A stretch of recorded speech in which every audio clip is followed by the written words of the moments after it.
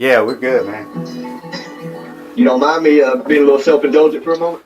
Do your thing, man.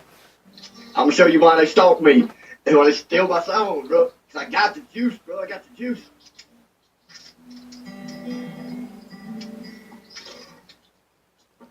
I think it's called the sauce these days. Kids gonna laugh at me calling it the juice. I think it's sauce now.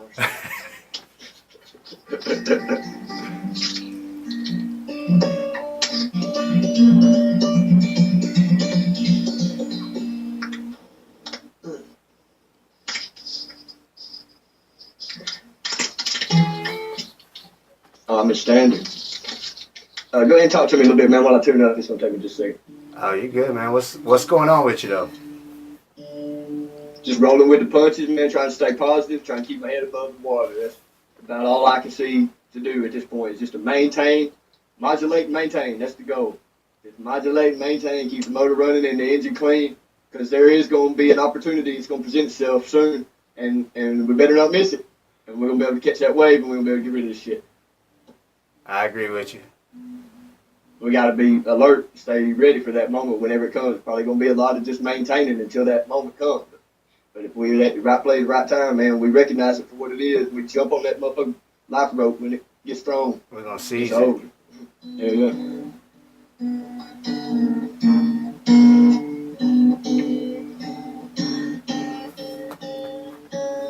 This is one of the rarest guitars in the world, man. I don't know if you can see, but this is made out of the rarest rainforest wood on the earth, and that's a pearl inlay eagle with 24 karat gold claws, and it's got eagle eyeballs on the fretboard.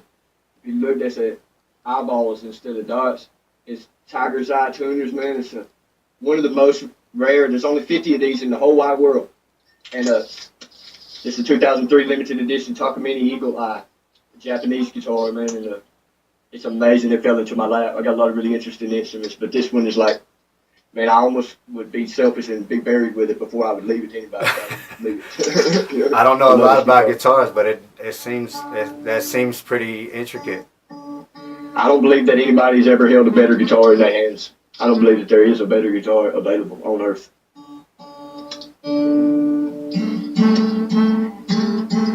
And I ask for the audience to bear with me and stuff. All targeted individuals seem to have our little stigma, our little issues and stuff. But me, I just been recently beat half to death by one of my stalkers in a cell. I got brain damage. I got mild brain damage, and so y'all bear with me and know that I'm not mental necessarily, but I am in the midst of a 6-month recovery. According to my doctor, I did good at blocking, and then my brain's gonna heal. But I do have a little bit of a catch, a little bit of slow lagging sometimes.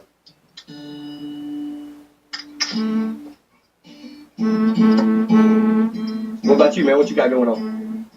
Man, I'm just hanging out, man. That's what's up. You sound good. Your spirit sounds good. Your voice sounds alive, man. Well, it's a little better now. It was a really rough day with these guys attacking me and everything. Like probably one of the worst days, if not the worst day ever, with this broadcast stuff. But it's kind of calmed down for the last couple hours, and it may have something to do with me putting out a bunch of videos and talking about it. I don't know. Well, I think that is. I just sense in your spirit just now. I haven't been studying you real hard these last couple of days, but I just sense now, just hearing your voice, that an enthusiasm, bro. I'm glad that you're staying on your path and that you're pursuing this and that you're making it a point to include others and really let this be about the other targeted individuals as well. You sharing your page and inviting others and being non-judgmental and welcoming all, and give everybody the benefit of the doubt. I think that's giving you, it's lent to your enthusiasm and it's giving you that little bit of that it is, man. Perseverance you need. I love to talk to other people about this stuff, and everybody else loves it too. I'm having a lot of success with people wanting to do these interviews and people watching them. I mean, they're getting a lot of attention, and everybody who's come on so far, they're getting a lot of attention, and I think it's good. Well, it's a testament to your character, bro, because and I think it's making people eat their words too as well. That was like thinking you some self-indulgent prick that was just wanting to run your mouth about some book all day. You're showing now that just very naturally it's happening. They're seeing that you do care about other folks. You know what I'm saying? That you're not somebody who's just a narcissist running his mouth on YouTube. We're all going through the same thing, so I can't do it all alone. Amen, bro. That's what I had to. All right, I'm ready to take this out, bro. Red Bear. That's all right. Mataluta pesito makaba kanatuha. Omakia po.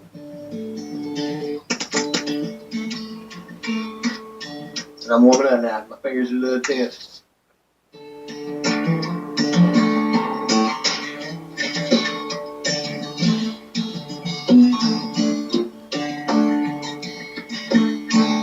I might play you doing it.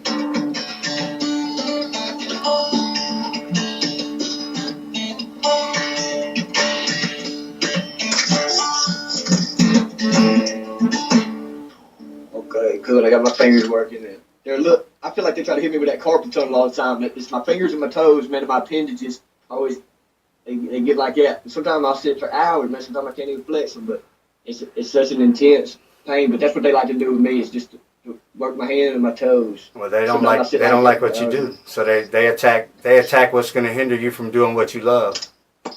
Right. They know that it's the only relief I find is picking that guitar, man, and writing, typing, and you know, I'm a communicator, you know that, but yeah, man, they're just petty folks, man. They're petty folks. It's amazing to me that they can take so much interest in hindering somebody to that extent. It's just bullies, man.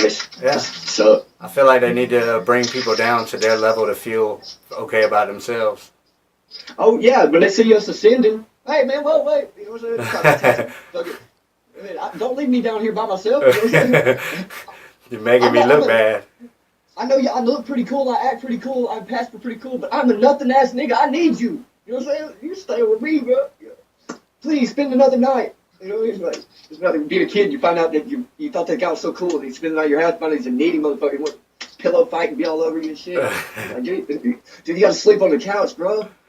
I'm scared. I'm having nightmares, bro. Hold me, man. You know?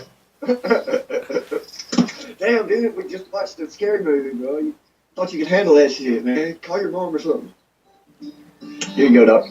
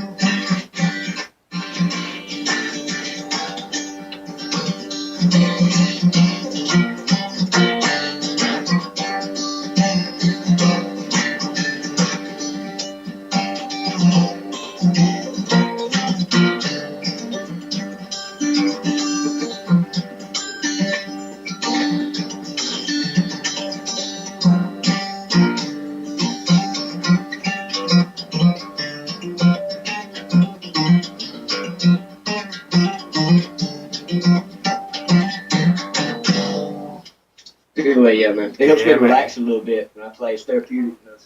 You actually using a pick or are you using your hands?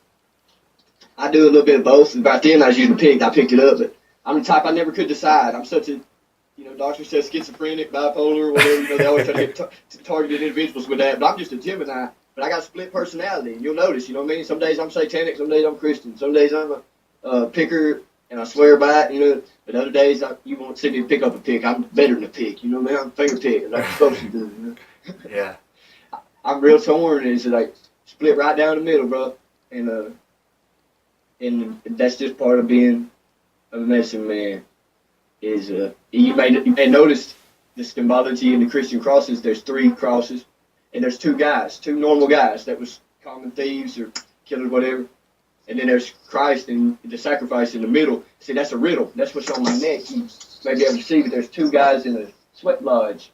They have a vision in the fire of a chief they could be if they just unite, but they would lose their identity. So he ain't got no face, but they're in a lodge and they're sitting by collarbones, and that represents the twins. But that's what a medicine man actually attempts to do. Just like I explained how I do the videos, is we shove everything to this side and everything to this side.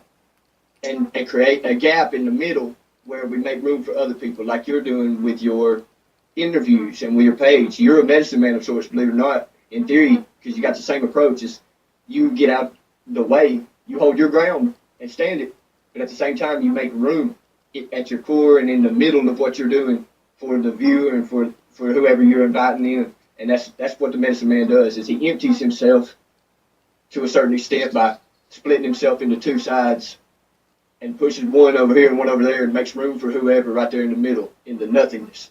And it's out of the nothingness that something, happens, something is born. So that's how he makes himself a mirror, is he tries to empty himself at his center and to make room for others, Right. And I see you doing that, and I respect that, and I think that's cool as hell, man, because you ain't trained medicine man or nothing, but you are a damn spiritual explorer of sorts, you know what I mean? I appreciate that. I'm very spiritual. But listen, Yeah, what you got? do you want a formal introduction, or is Red Bear going to be what you want to say? Hey, man, whatever's fine with me, man. I'm just authentic with it. My name is Mato Luta. It's a Sioux name. I was adopted by a Sioux man. I'm Cherokee. My American government slave name is Tyler Daniel Watts. But my daddy was actually going to name me Jeremiah. So I go by that, but I go by Daniel. If you want to call me Daniel, that's fine. If you want to contact me, I'm available too. And I'm just a weirdo. I can interpret dreams or whatever. Just an out there kind of dude that you can enjoy talking to. I'll be there for you and help you sort through some wreckage. And I'm crazy, so nobody's ever gonna believe me if I tell you business. But as far as introductions go, Mata Luta Pejuto Maka Wakana Tuha. Omakiapo, Wakan Yeja, Maka Wakan Tanka, and Sumana Yeho Yewa Yellow, Iche Wichasa Itokaga in the Maka Ablaza. And that is how I always introduce myself. And I basically just said, you're meeting Red Bear of the medicine realms, and you fucked up, you'll be lucky not to have your head on a spike. Yeah. Okay, so, we have about the most interesting conversations, and it always does seem to end up in a spiritual conversation. I try not to. I'm sorry. No, but it does though, because that's just where we always end up. Me and this guy here, we've spent some hours on the phone. He's not too far from me. He's not too far from me. He's in the next state over, so we're gonna be linking up soon. But he does music, I do music. So, but you're targeted and I'm targeted, and that's how we came to meet each other, and that's how a lot of people are coming to meet each other, because we're all searching out answers for this targeting thing, and we're all meeting the coolest people, because that seems to be who they want to connect to, is the coolest people. Right. Yeah, and I never thought of myself being that cool, you know what I mean? But apparently we are. We're pretty cool to them. Yeah. Yeah, we're very cool to them. Yeah, I'll tell you, you're right. That's exactly what I said earlier, in the core of what you just said. Like, you can think about a chemical experiment, in chemistry lab or something. Sometimes you like how oil and water and certain things either mix or don't mix. What I've learned is that as they're pulling this hive mind group thing together, they tried to form a strategy that would be able to push all the little insurgents out and separate us individually, isolated, so that we'd all dissipate and die out. But something very interesting is happening, where we're finding each other, and even with all the tactics that they use to try to keep us so far apart, very naturally, we're all fluctuating to this one area, and so it's being split into two. So you might have, after a chemistry experiment, you got this little chunk of whatever this is, and you got a little chunk of that. So two things happen rather than just one. They're trying to make sure that one thing just happens, and that we are all scattered, don't have no support, no connections, and so we get all lost, and then we just die out. But something amazing is happening, and against all odds, we're gravitating towards each other and forming a little hive mind of our own. Right. Well, it's cool. We have to support each other, and that's exactly what they do. They try to isolate everybody. So, but that does happen. That does happen because, I had a lot of problems with friends and family I was becoming isolated as people were not really trying to hear about all of this. Yeah, they don't want to hear about all this stuff. Right. They don't believe it. They don't believe it's even possible. And they can't face the fact that they've unwillingly been a participant in a war that they won't acknowledge and been. It's very troubling. I can understand, but at the same time, if my child or anybody that I claim to love or had interaction with came to me and said, "Hey, I'm deeply troubled on a very personal level. I feel attacked," I was very disappointed to see how some people behaved in my life. The coach showed like I don't see how they did it, man. Right. Well, yeah, I had the same thing with my closest family and my closest friends. I pretty much became isolated and didn't talk to anybody. And It's very sad. yeah, I mean, I knew that if my dad was still alive, I feel like I could have went to him, but he would have understood, and he would have understood that it's technology that's going on because he knows me. And I was disappointed that my other family members and close friends, though they've known me my whole life, just decided that I must have just went crazy all of a sudden when this started happening. I became, and ultimately it all boils down to I became an inconvenience of some sort. Yeah, yeah, well, yeah, and I'm hearing voices and talking about broadcast, so I guess they thought I went crazy, but well, as it turns out, not face it, yeah. Well, when I first started having all this stuff happen, and I came out with, I started looking at it on the internet, and there wasn't very much information out there, and what was out there, it didn't seem really like what exactly I was going through. It just seemed like people saying some stuff, and at first I was talking about, I was talking about the things that I was reading about, but over time I kind of figured out my own things about it, and then I found out that everybody else is kind of going through the same thing. I think that's key, and that's what I like about you, and that's why I interact with you, and I don't personally interact with anybody that made no attempts to in the GameStop community. That's the one thing that sets you apart right there, is the fact that there's two kinds of people, man. There's the kind that hear something and repeat it, and then there's the kind that birth something. They say something that never been said before out of their own experience, out of their own self. There's only two types of people. You either a leader or a follower. You either somebody who copies or mimics or echoes what somebody else does. You're the feedback, or you're the person who produces the original sound. Yellow Wolf, the feedback. I'm the one who produces the original sound. these motherfuckers who on the GameStop community, all the people talking, they motherfuckers who just echo whatever bullshit they heard that day that they feel good about. You was really careful to tell what you knew to be true. I could see it in your eyes when you spoke about it. There's all kind of shit you wanted to say, all kind of other shit, but you were like, I don't really know about that. But I know this. And so you were careful. You respected the list. I felt respected when I listened to you. I felt like I was in good hands because I saw that you were making some educated guesses, but you made it clear that, hey, I'm making an educated guess on this.